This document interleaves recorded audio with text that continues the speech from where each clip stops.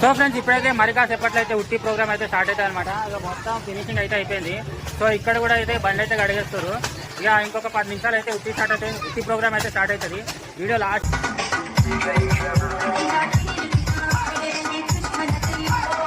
Manisha A to Z blogs తరపు నుంచి 20,000 100 రూపాయి